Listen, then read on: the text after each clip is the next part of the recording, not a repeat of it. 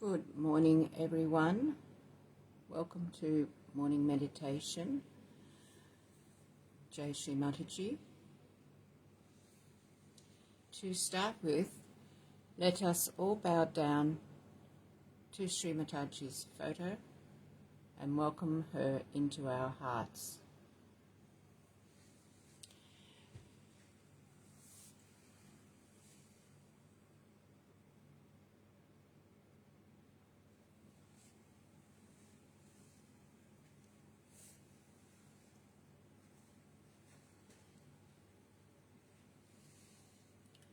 Now let's take our attention up to Sahasrara and raise our kundalinis and put on a bandhan before we start meditation.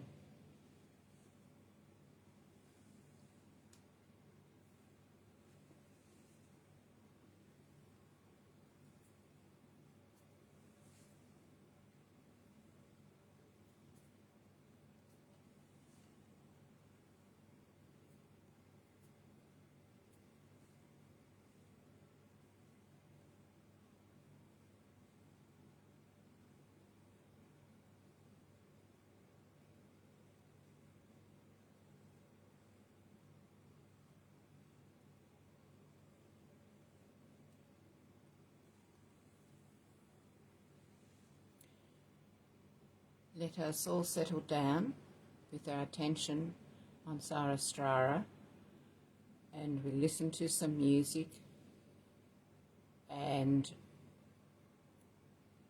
you can just balance yourself up, checking your vibrations and adjusting your hands over the next few minutes while the music is playing.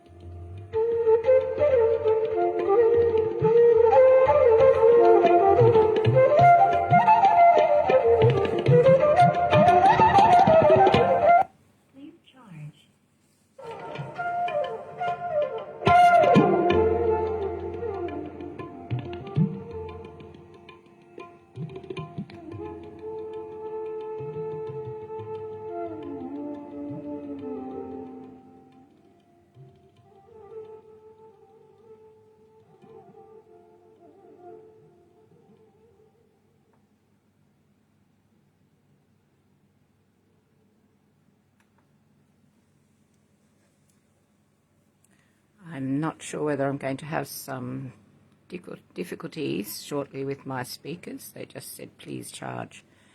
So we'll see how we go. So first thing this morning, let us say Sri Ganesha's mantra once. Om Tvameva Sakshat Shri Ganesha Sakshat Shri Adi Shakti Mataji Shri Nirmala Devi Namo Namaha.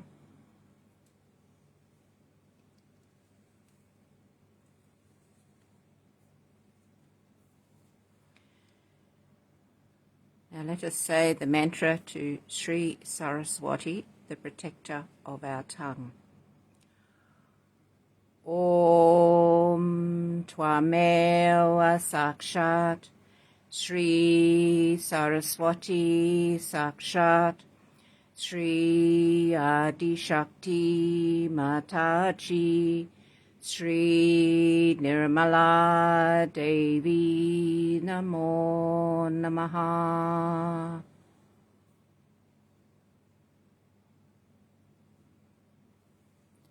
Now raise our attention to the Nabhi chakra and say the mantra to Sri Lakshmi Vishnu.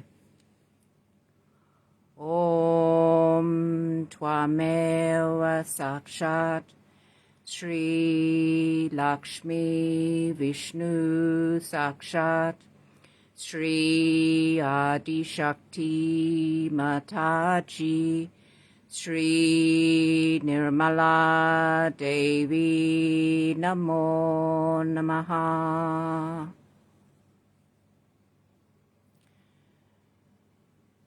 Now for the qualities of the Guru, balancing the tongue. Shri Adiguru Dattatreya Sakshat.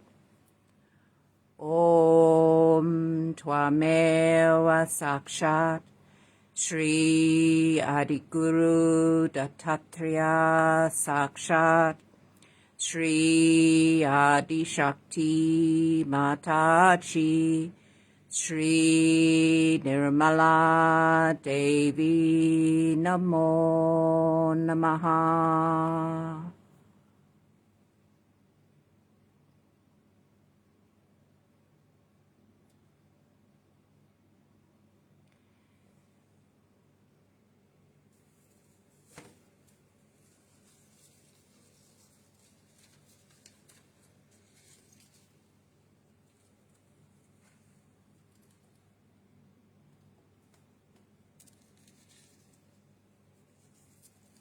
So for this morning's meditation, I've chosen a mother's talk from 1976, which is called Having a Good Tongue. This goes for about 20 minutes.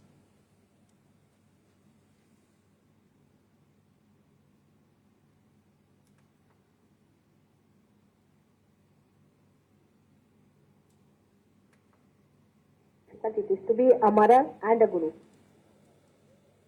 because both are very contradictory functions, and especially for a person who wants to be in charge of your salvation, to be the Mokshadayini, it is extremely difficult, because the path is so delicate and so treacherous that all of you have to come yourself, walk across. And if you fall this side or that side, there is disaster for you. I am watching your climbing, and I see you coming up with a mother's heart and a guru's hand. And then I get the glimpses of people falling. I try to tell them, come up. Sometimes I shout. Sometimes I pull them up. Sometimes I love them, caress them. You can yourself judge within yourself how much I've worked on you, how much I've loved. But how much do you love yourself is the point. I've told you that for a Sahaja Yogi, the whole thing should be decided by the witnessing power. Now the witnessing power is silent, it doesn't talk. If you are a very talkative person, then it's not going to help you much. You have to come in balance. For the first time in this incarnation, I have started talking, and I get throat trouble because I'm not used to this kind of talk. So for you people, it is necessary that you should not talk unless and until you feel like talking. And very few sentences, conclusive. As I told you before, the tongue is the master of all these organs of distraction. If you could master your tongue, you have mastered all of them in a way. Because everything has to be palatable. For example, you look at a woman. If she is not palatable, then she may be beautiful, but you don't want to look at her. She decides, the tongue decides about it. If you want to eat some food, if it is not palatable, then you don't want to eat that food. It has to be palatable. Then a thought also. A thought has to be palatable. If it is not palatable, you are not going to have it. So the deciding factor is the tongue. The root of the tongue goes up to the Vishuddhi Chakra, which controls your ego and superego, or you can say that the tongue is reflected in superego and ego in a way.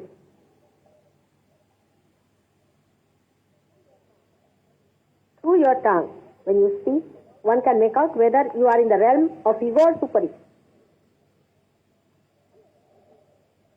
She expresses, she decides. But if you understand her, then you know how to handle her. She is your friend. And Saraswati herself resides in your tongue. If you know how to handle your tongue, then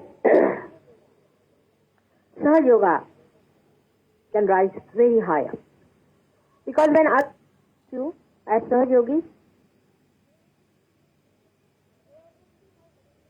they also see how the way you talk, the way you eat, the way the things are palatable to you.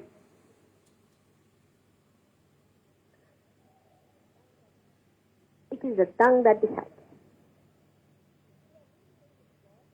If you are really very much evolved, you'll be amazed that if you eat some food somewhere, immediately the tongue will immediately throw it out.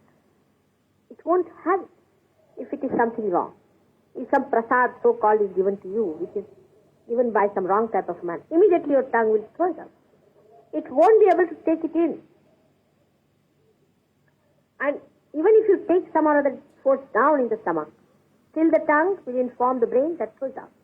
And the brain will inform the stomach that throws it out. It will be unpalatable.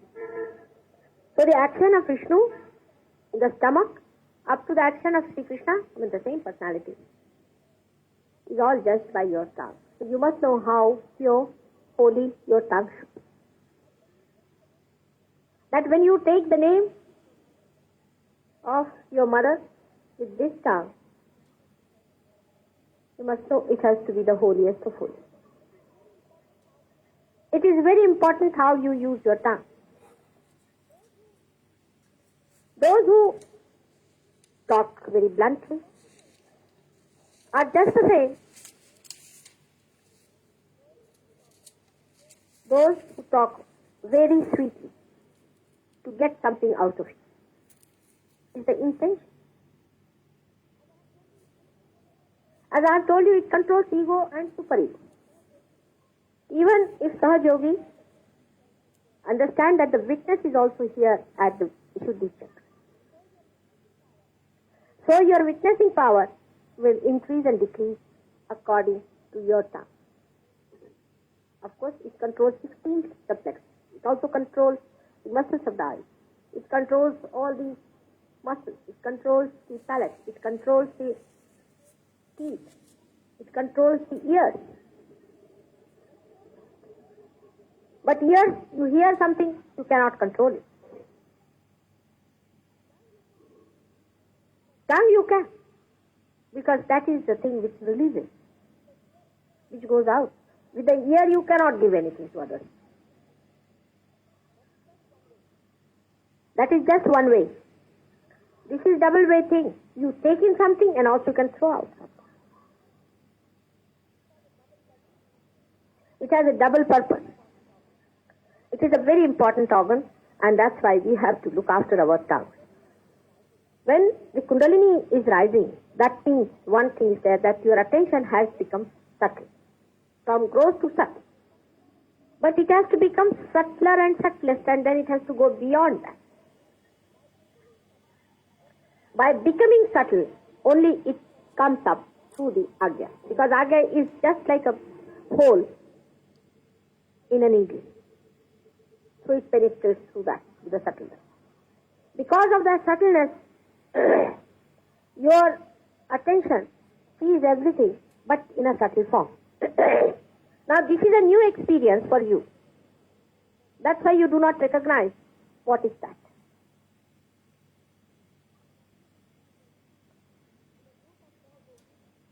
In a group of Sahaja yogis, you can witness these things very carefully and clearly. There is one person whose eyes are roving still around. He's a Sahaja yogi. He's sitting down, he's looking here, looking there, looking that side, who is coming, who is going. Of course, this person is still in the gross state, you can say. Though he's got his attention up here, by Mataji pulling it out here and hanging on to it. But still the person himself is still dragging outside into the growth. So don't bother about that. But even the person who is now, say, attentive, we can say attentive, because you see, words are not so precise. Even if you notice such a person, you will find his two forces in a very subtle way are acting. One is his subtle ego, another is a subtle super. When you become subtle, suddenly you get also powers of the subtle. Let us see the ego side of it. You start feeling inside yourself in a very subtle way that you do not recognize that it is ego. It is too subtle to be recognized. That you have got powers now to cure. You start feeling that now you have powers to raise the Kundalini. See how it goes down sedimenting into you. Then you start feeling you have powers to express yourself. Because you think you have learned Sahaja, and now you know the essence of it, and you can talk about it. This subtle ego develops into you. And the fourth type of subtle ego develops when you see the other person's super ego is developed. That is the most dangerous. It so happens that some people whose super ego develop now because they have had previous gurus, previous problems, you see, the way they have been following religion, some mistakes and all that. Because of their mistakes, their super ego develops. You see something happening to them. Say Mr. X, he's Y. That a super ego is coming on to him, some negativity is flowing into him. So his ego starts developing against that force in a subtle way. Now he calls it a positive force. It is a positive force, no doubt. But he overcrosses it. When he overcrosses that side, he tries to push the super ego another person. He trips over. He thinks he's doing the right thing. Of course he is doing in a way. But to a point. And then he becomes very hot-tempered. He goes on passing remarks about others. He says harsh things. That's how the subtlest point starts. To a point is all right. To a point, because in this I would say Ganesh and Jesus should be treated as the judging point. Christ did not mind when he was crucified. Not only that, but he asked for forgiveness for all those. But if his mother was even touched by somebody, he would have taken out his 11 Rudras and killed them. That's the point. When it comes to your mother, then of course, your ego and superego both have a meaning. But beyond that, If it starts directed at every Sahaja Yogi, then you don't know where to have the balance. For example, then such people, anything done to them also they identify themselves as mother. And they think, no, he has said it to me, that means it is to mother also. It is not. You must know where you are criticized and where your mother is criticized. These are two things. That's why I said judging point is Christ. When he was crucified, he accepted it, though he was so much one with his mother. But still he could strike that line. When you are crucified, you are not to cry. But if anybody says anything against the mother, then of course. Now try to understand yourself. Now you are watching yourself. Whatever I am saying, you are watching yourself. It is for your good. That is how you find somewhere a person who gets a superego invasion. First of all, superego invasion is very, very deep and subtle. It's extremely deep. It comes into you in such a manner that you do not understand it. The other person who is very positive, so-called, will think that that person has got a negativity. But he won't know that he is overcrossing his positivity towards negativity itself, because once you cross this line, you go to this line. Once you cross this line, you go to this line. So immediately you are becoming negative once you cross this point. And it's the Sahasrara, is the Brahmarandra. Beyond the Brahmarandra, if you are pushing down, then you are crossing to the other side. You are playing into hands of other people.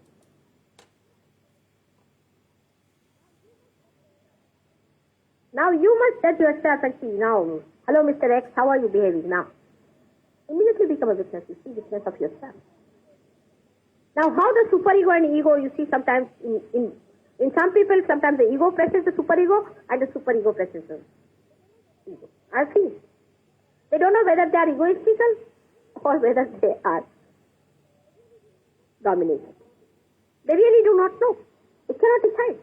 Because it's such a going on, wobbling all the time. That's why I say, better. You must sit down, settle down. Be free. Am I settled? Watch in yourself. Even you can feel the force. Actually, you can feel the force moving from this side to this side. You'll feel the force moving from this side to this. Try to bring it in the center. Now, ego and superego, when they go on like that, you can say wobble one to another. It happens like this. At one moment, you start feeling dejected, frustrated. Hello, sister. Nonsense. Yeah. The other moment, you sit on yourself. Sit on others. You ask others to get out. This is bad. I didn't like that man. That fellow came. That fellow caught me. That thing happened. This thing happened. Two extremes you move to. That's not the way to Sahaja. Sahaja Yoga. Sahaja means that you are a witness. Sahaja. It has double meaning. Sahaja is normally used for word which is simple. You are in a Sahaja method. Means you are a witness. You watch it. Look at these things. They are just witnessing. They are not saying anything. They are just there. It is to be. It is just to be at this point. Are we that?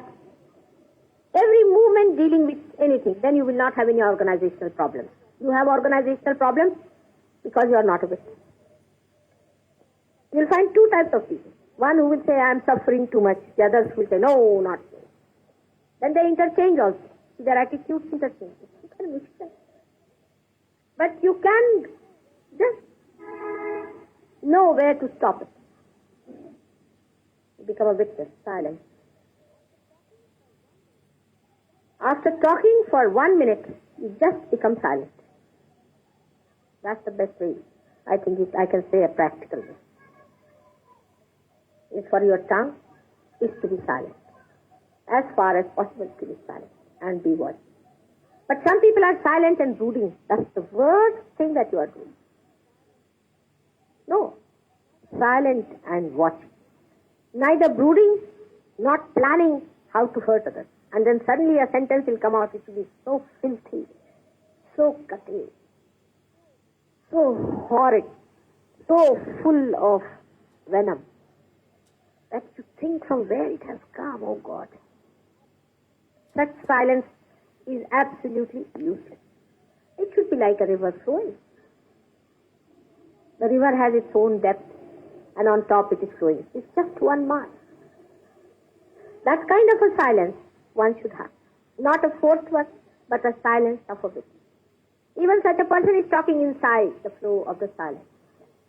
You are one with that silence, which is filling you up all the time. And you can witness that in every leaf, in every movement of the leaf, you see the silence. They do not speak, but they manifest. In the same way, you do not speak, you manifest. Of course, human beings are higher than them because they speak. But if speech becomes a burden, a problem, a cutting instrument, it is better not to speak.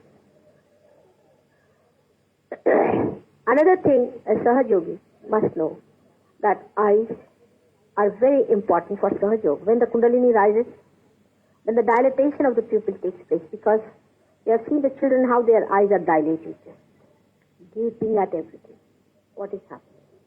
Just gaping. Silence, the complete. Silent seeing goes on through the eyes. And that's why eyes are very important. You must learn to fix your eyes within yourself, in your heart. Humble down in your heart. Fix your eyes in your heart. I say that way, but I don't know if you can do it. I don't know if you can do it, but if you could do it, that's a very good way of doing things. Looking at everyone, gazing at everyone, seeing this, seeing that, is a very bad exercise for your eyes. It's a very bad habit. Try to keep your eyes low on the earth, Mother Earth, watching the lower part of the body than the face, because face, if you are made that way, that you can watch the face is all right, but you are not yet made. Best thing is to see to the feet, and your eyes will touch their gross sense, feet, from where the sensation of vibrations go up, upward, and the Kundalini rises better. Actually, those who suffer from low Kundalini rising, if they could rub oil on their feet and wash their feet, it's a very good thing. That's why Christ washed the feet of his disciples. I wish I could do that, if you allow me and permit. Because the whole grossness is in the feet. And if you touch somebody with your eyes, realize people, I'm saying, their feet, most of their grossness will disappear. And you won't have that much problem with that. That's why Christ washed the feet of his disciples. You also wash your feet and keep them clean, so that the grossness drops.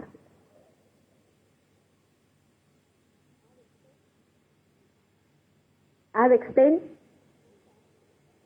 in brief way, but if you want to ask me questions, ask. Because still I find that the Sahaja Yogis are not rising as fast as they could. Because the bringing Kundalini up to this and up to this is possible for me. But taking it back into your close being is your own job, which you have to do.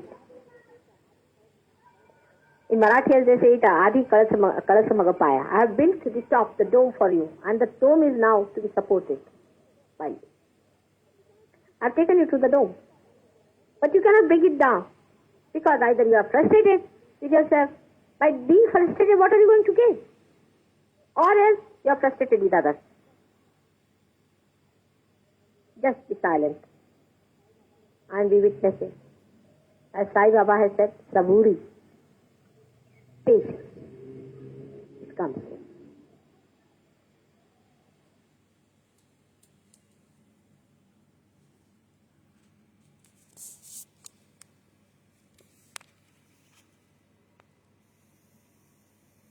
I'm sorry for being late today. There's a big confusion. I'm sorry for being late today. There's a big confusion. Yeah, I think some people are missing. I don't know. They are searching somewhere else.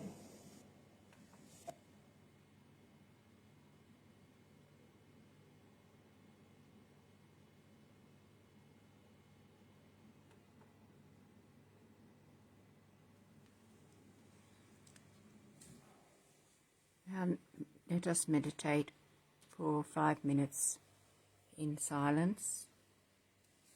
Let us be the witness.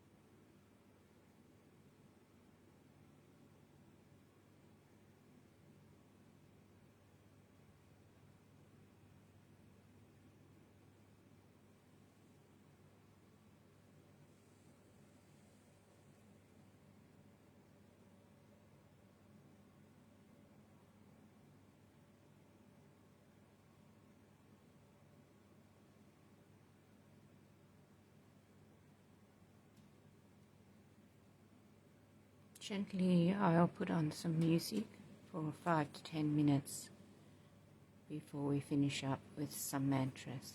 Jai Shri Mataji.